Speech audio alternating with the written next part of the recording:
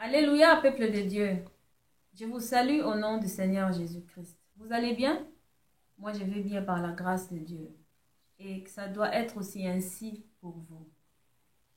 Vous savez, Dieu est bon. C'est bien de demeurer dans la parole de Dieu. Et vous connaîtrez beaucoup de vérités que vous n'avez jamais connues. Il est vraiment merveilleux. Gloire à Dieu. Prions au nom du Seigneur. Seigneur, Dieu grand et redoutable, toi qui gardes ton alliance et qui traites avec bonté ceux qui t'aiment et obéissent à tes commandements. Merci, nous avons besoin de toi, Seigneur Jésus. Nous t'invitons ce soir, viens nous parler.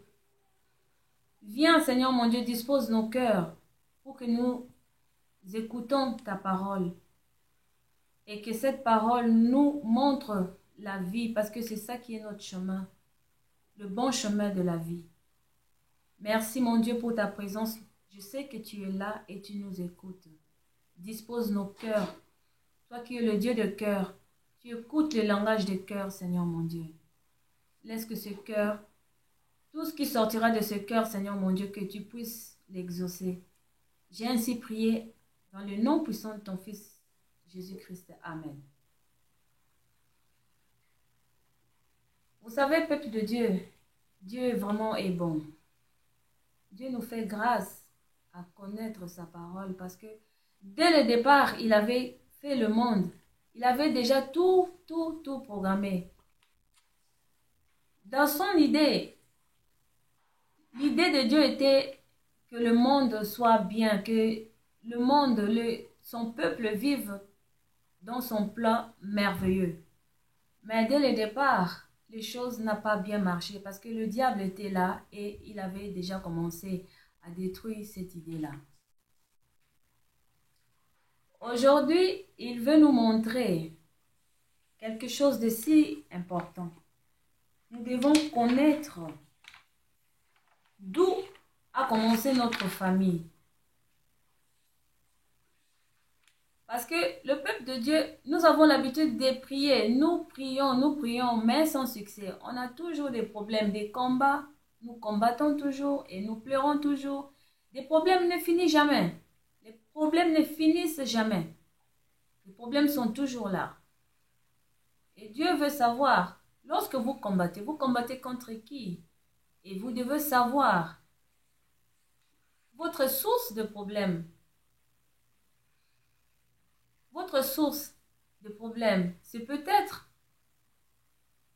dès le commencement de ta famille qui n'a pas été bien construite, ou bien ce n'est que le système du diable de ce monde qui est en train de manipuler toute l'humanité. Donc, Dieu voulait que nous puissions savoir, de connaître d'où a commencé notre famille. Elle vient d'où? Parce que nous voyons, les enfants sont en train de naître tous les jours. Il y a des nouveaux-nés. Les enfants naissent tous les jours. Mais nous qui naissons, les enfants qui naissent, ils ne connaissent pas aussi comment la famille a été construite, comment sa famille, de la famille qu'elle sorte, comment ça a été construite. Les arrière-grands-parents, les arrière-grands-parents, ils ne les connaissent pas, tels que moi-même qui vous parle. Je n'ai pas aussi connu mes arrière-grands-parents. Et je pense que beaucoup parmi nous, le peuple de Dieu, ne connaissent pas aussi comment a été construite sa famille. Donc c'est très important aujourd'hui. Dieu nous veut nous montrer l'arbre généalogique de notre famille. Nous devons connaître cet arbre, comment a été construite notre famille. La famille a été construite dans de bonnes conditions, dans le bonheur ou dans le malheur. Il y avait parmi nos grands arrière-grands-parents ont fait la volonté de Dieu. Ils se sont bien comportés envers Dieu. Personne ne le sait. Et nous allons voir dans la Bible comment Dieu avait commencé de construire la famille depuis Adam jusqu'à nos jours. Donc, le thème d'aujourd'hui, c'est connaître l'arbre généalogique de nos familles. Nous allons voir dans Genèse, dans le livre de Genèse 3.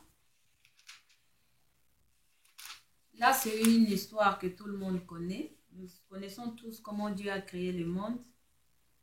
Dieu avait créé Adam et Ève. D'abord, il a commencé, la terre était vide, il a tout rempli et tout ça, vous connaissez. Peut-être nous allons un peu parler de cela, mais d'une autre façon, pour connaître l'arbre généalogique de nos familles. Donc, nous allons voir dans le livre de Genèse 3, à partir du 9e verset. Lisons au nom du Seigneur. Cependant, l'Éternel Dieu appela l'homme et lui dit, « Où es-tu? » Il répondit, « J'ai entendu ta voix dans le jardin et j'ai eu peur, parce que j'étais nu. Alors, je me suis caché. » L'Éternel Dieu dit, « Qui t'a révélé que tu étais nu? Est-ce que tu as mangé du fruit de l'arbre dont je t'avais interdit de manger? »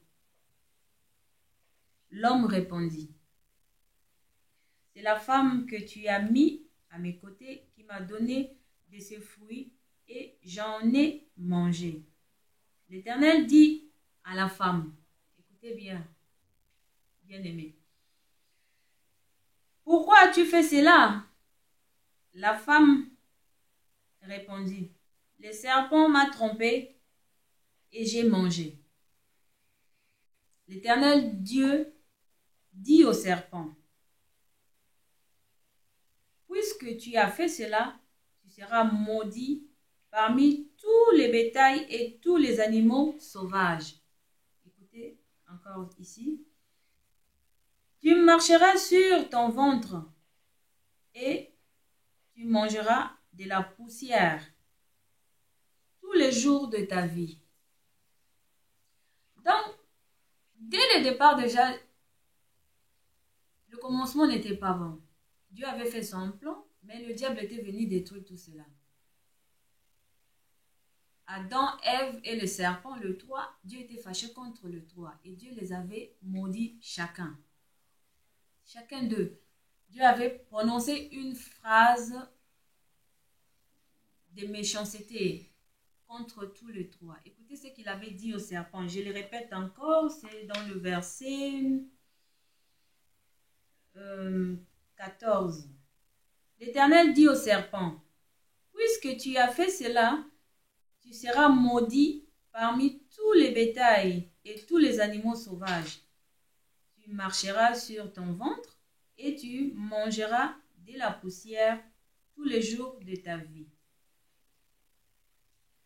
Et maintenant, Dieu dit encore, qu'est-ce qu'il avait prononcé comme malédiction à la femme?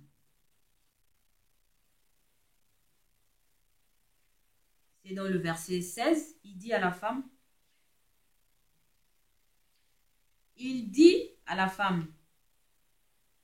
J'augmenterai la souffrance de ta grossesse. C'est dans la douleur que tu enfanteras des enfants. Tes désirs se porteront vers ton mari, mais lui, il dominera sur toi. » Ça, c'est la malédiction contre la femme. Maintenant, voyons pour l'homme. Dieu a dit à l'homme, c'est à la sueur, au verset 19, c'est à la sueur de ton visage que tu mangeras du pain et jusqu'à ce que tu retournes à la terre, puisque c'est d'elle que tu as été tiré. Oui, tu es poussière et tu retourneras à la poussière. Bien-aimé, tout est clair.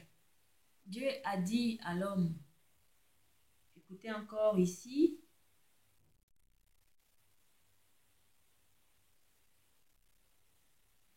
oui, tu es poussière et tu retourneras à la poussière.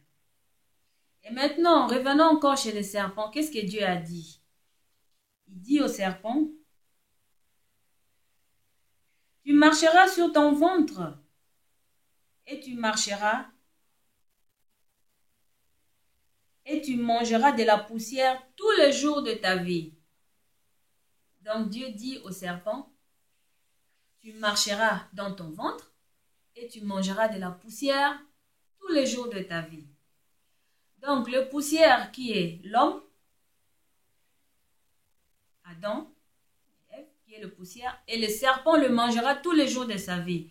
Donc, bien aimé, ce sont des révélations très importantes. Nous devons savoir tout cela. Donc, ce que nous voyons aujourd'hui dans le monde actuel, comment les gens meurent, oh les familles, oh la sorcellerie, oh comme ça, les gens meurent, famille abominée, famille.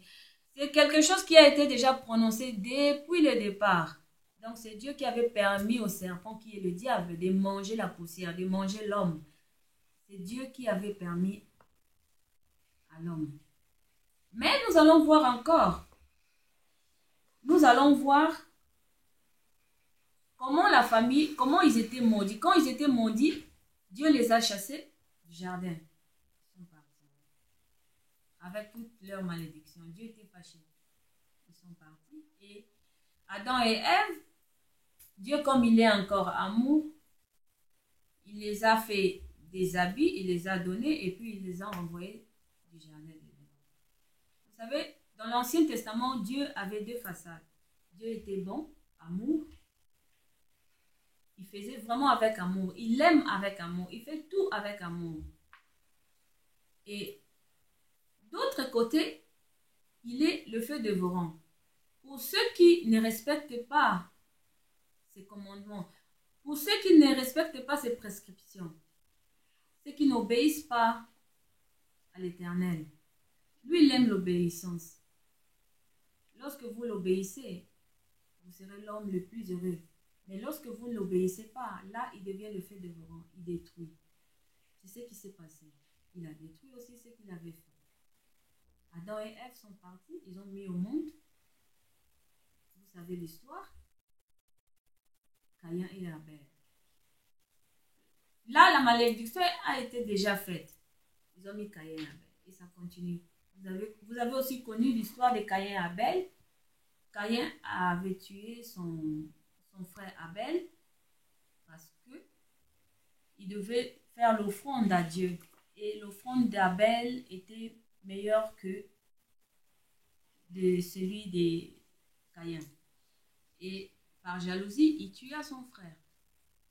Et regardez, Dieu n'aime pas voir le sang de quelqu'un couler. Dieu n'aime pas tuer. Dieu n'aime pas tuer. Lorsque vous tuez Dieu, là, en tout cas, vous allez payer ce que vous avez fait. Et il avait maudit encore Caïn. Parce qu'il a fait couler le sang de son frère. Et après, par là, nous allons voir comment ça va aller. Nous allons voir... Normalement, Dieu veut nous parler de l'arbre généalogique. Nous allons voir comment la famille d'Adam jusqu'à Abraham, comment cette lignée a été créée avec des bénédictions et des malédictions. Donc, la malédiction a commencé déjà depuis Adam. Et Caïn, il a été aussi maudit pour l'acte qu'il avait commis. Et après, Adam et Ève, Dieu les avait fait encore grâce, comme Dieu est toujours amour. Vous connaissez aussi l'histoire. Ils avaient eu encore un fils. Et le fils en question s'appelait... on va voir toujours dans Genèse.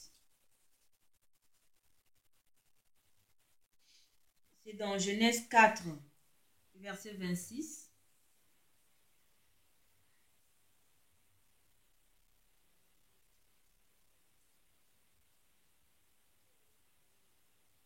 Non, commençons par le verset 25. Genèse chapitre 4, le verset 25. Adam eut encore des relations conjugales avec sa femme. Elle mit au monde un fils et l'appela Seth. Car, dit-elle, Dieu m'a donné un autre fils pour remplacer Abel, que Caïn a tué. Donc, Adam et Ève avaient eu un fils encore au nom de Seth. Et à partir de Seth, nous allons voir, puisque Caïn était maudit aussi, avait eu la malédiction, nous allons voir comment ils ont réparti leur... la famille s'était élargie jusqu'à Abraham. Et maintenant,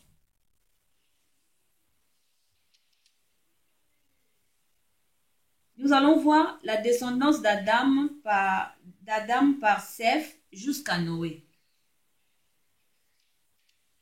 Par là, nous avons c'est dans Genèse 5, le verset 1 à 32. Vous allez les voir après parce que c'est vraiment une très grande liste. La liste est longue. Des descendants d'Adam par Seth jusqu'à Noé. Vous allez les lire après dans Genèse 5, le verset 1 jusqu'à 32. Et lorsque Dieu maudit, il maudit de génération en génération. Ça dure. Donc Dieu, il pardonne seulement s'il y avait quelqu'un pendant cette génération qui s'est repenti, qui vient sincèrement devant Dieu pour demander pardon à ce qui s'était passé à ses ancêtres. Et là, Dieu commence à pardonner. Mais s'il y avait eu personne qui était venu auprès de Dieu demander pardon, donc cette malédiction va toujours continuer de génération en génération. Donc là, nous avons vu comment Seth à Noé. Donc Seth était le fils d'Adam et Ève. Et Seth aussi à son tour, il a mis au monde jusqu'à Noé. Il a fait des enfants.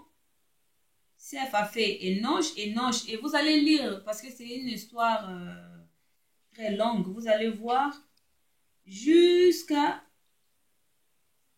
tous ses descendants jusqu'à Jéred.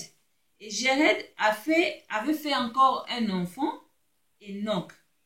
Mais pendant tout ce temps-là, c'était des années, des années et des années. Parce qu'ils ont fait des fils, des enfants et des générations en génération. Et ça continue.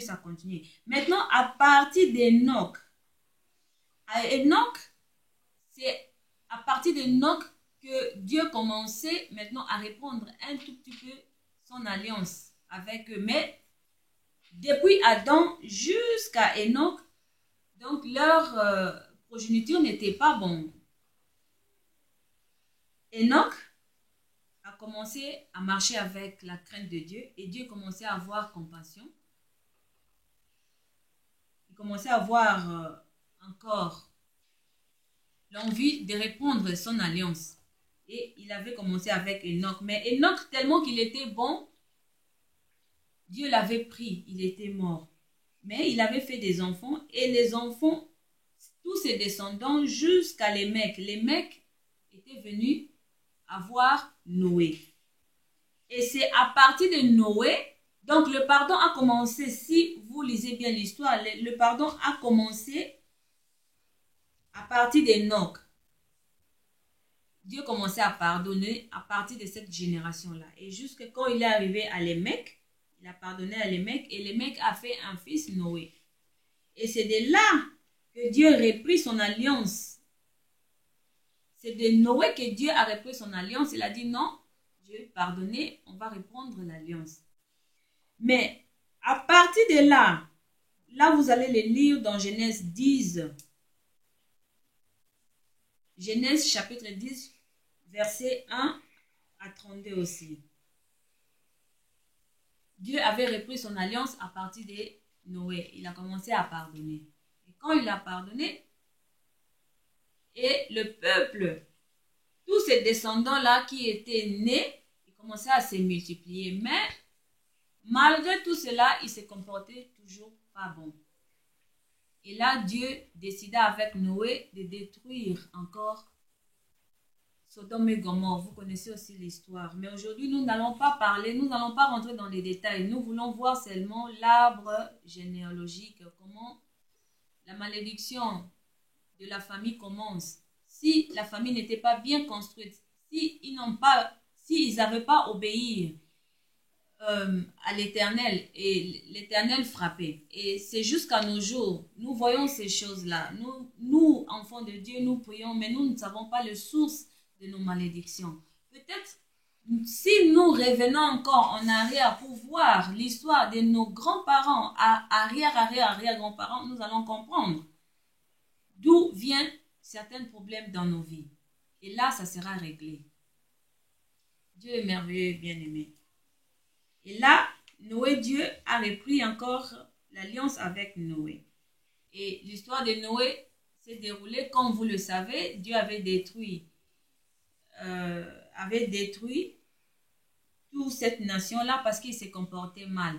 Mais après le déluge, la destruction, comme Dieu avait détruit toute cette nation-là, Noé avait 3 fils. Parmi ces 3 fils, il y avait, vous allez les lire comme je venais de le dire. C'est dans Genèse chapitre 10, le verset 1 à 32. Là, vous allez le voir. Sem, parmi les 3 fils de Noé, il y avait Sem, Japheth et Cham. Et après le déluge, Noé s'était enivré. Il avait pris de l'alcool, je crois. Il avait pris du vin et il s'était enivré. Et parmi ces 3 fils, il y a un qui était venu, a vu la nullité de son père. Au lieu de couvrir son père, et lui, il s'est moqué de son père. Il est allé raconter à ses 2 frères. Et ses 2 frères sont venus. Ils ont couvert leur père avec les habits. Et leur père, après tout cela, quand il avait su tout cela, il avait maudit encore Cham, le fils, donc le père de Canaan. Cham aussi avait eu des enfants. Noé l'avait maudit. Vous voyez? Donc, ils viennent d'un même père, mais un est déjà maudit. Il y a 2 qui sont bien que le père a béni. Voyons, bien-aimés, tout ce que nous vivons aujourd'hui. Vous pouvez tous naître d'une même famille, même père, même mère. Mais il y a d'autres qui se sont bien comportés devant Dieu, étaient bien devant la face de l'Éternel. Et d'autres qui n'ont pas obéi au commandement de Dieu, comment quelqu'un doit être dans le monde. Et la malédiction commence aussi à partir de là. Donc vous voyez, Noé avait 3 fils, un était déjà maudit. Eux, les 2 là, ils ont continué encore. La malédiction a continué encore parmi tous ses descendants. Et parmi tous ses descendants, Cham n'avait pas hérité de la bénédiction puisqu'il était maudit. Et les 2, ils ont continué, ils ont fait des enfants, des descendants. Donc ils ont fait des générations, jusqu'ils sont arrivés à Abraham. Abraham est sorti d'un fils de Noé. C'était Sem. Abraham est le descendant de Sem. Sem, le fils de Noé. Donc Abraham vient de ces lignées-là. Vous voyez, Sem était béni. C'est pour cela que cette bénédiction a continué chez Abraham. Et Abraham jusqu'à nos jours. Et vous avez connu l'histoire d'Abraham et ses fils et tout cela. Donc bref, Dieu veut nous montrer. Il veut nous parler que 2 fois, nous devons connaître comment se déroule l'histoire de nos familles. D'où viennent les malédictions? Les enfants de Dieu combattent, mais sans succès. Ils ont toujours des problèmes. Et le diable ne part jamais. Le diable ne finit pas. Le diable, c'est un esprit. C'est depuis Adam et Ève, il a déjà existé. Et c'est Dieu qui l'avait demandé de manger la poussière. Et maintenant, pour réparer cela, qu'est-ce que Dieu nous a montré? Pour aller maintenant pour voir comment lutter contre tous ces malheurs qui nous suivent à travers la malfondation de nos familles. Nous allons voir encore dans Genèse 3, nous allons voir comment Dieu nous fait grâce de surmonter, de combattre aussi notre ennemi. Nous allons voir dans Genèse 3, le verset 15.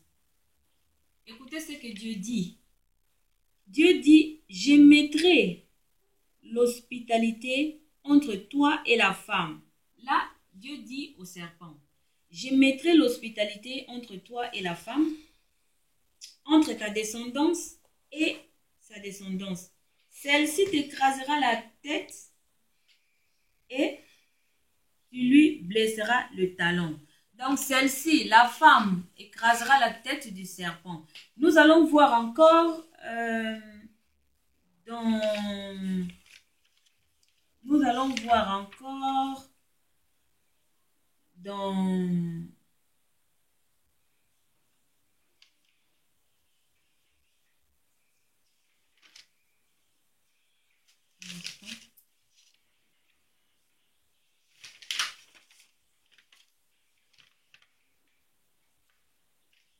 nous allons voir dans Luc, chapitre 10, le verset 19, comment Dieu nous donne l'autorité de marcher sur la puissance de nos ennemis.